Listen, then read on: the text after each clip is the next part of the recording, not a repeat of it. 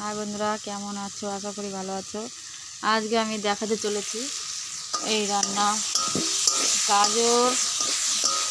গাজর দিয়েছি, আর টমেটো দিয়েছি, তেজপাতা, কাঁচা লঙ্কা, আর যে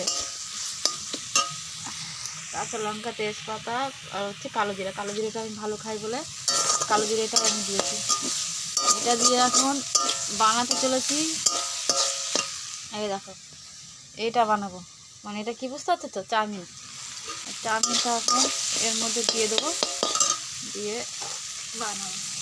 আগে দেখো, উনুনটাকে ঘরে নিয়ে চলে এসেছি। এই উনুনটা বাইরে থাকে, ওইখানটায় জল পড়ে গেছে বলে যেন রান্না করতে পারিনি, তাই এইখানটায় নিয়ে এসেছি। ঘরের মধ্যে উনুনটা বসালে কি হয়, সারা ঘর পুরো কালি হয়ে যায়, উপরে পুরো ধোয়া হয়ে যায়। কয়দিনের মধ্যে ঘর একবারে জামা কাপড় সব কালি হয়ে যায়, বুঝতে পারলে? আর এখন আমি নাড়িয়ে চাড়িয়ে এটাকে ভালো করে নাড়াতে হবে। ভালো করে নাড়িয়ে নিয়ে তারপরে এটাকে হবে। নিরামিষ যেহেতু পেঁয়াজ কিছু দেওয়া যাবে না, ডিম, যারা পেঁয়াজ রসুন দিয়ে খায় তার ডিম পেঁয়াজ দিলে পরে ভালো হয়। আগুনটা নিভে যায় 14 বার আগুনটা নিভে যাচ্ছে, কী করবো?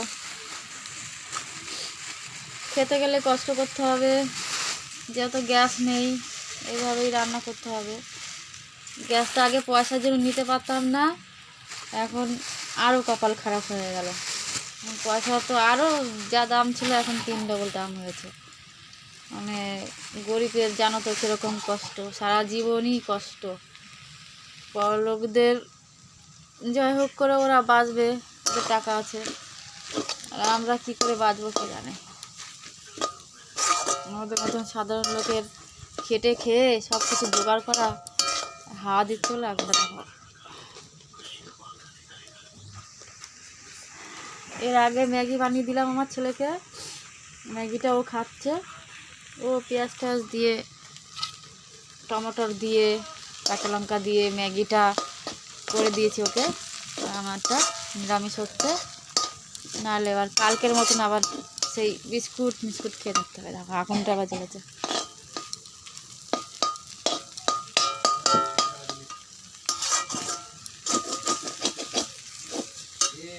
আগুনটা প্রচুর ধরে গেছে, এতক্ষণ ধরছিল না, একবার নিভে যায় একবার ধরে যায়, চলে আর কষ্ট।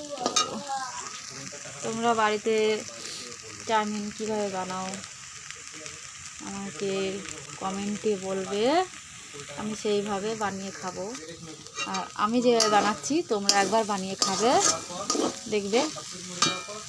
নিরামিষ করলে এইভাবে খাবে, গাজর দিয়েও খেতে পারো, আলু দিয়েও খেতে পারো, মানে যেরকম যত কিছু দেয়া যায়, সবজি অনেক কিছু দিলে আরও ভালো হয়।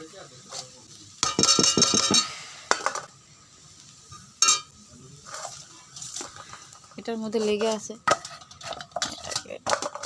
ছেঁকে নিয়েছি জলটা, নাহলে জল থাকলে আবার একটু হয়ে যায়।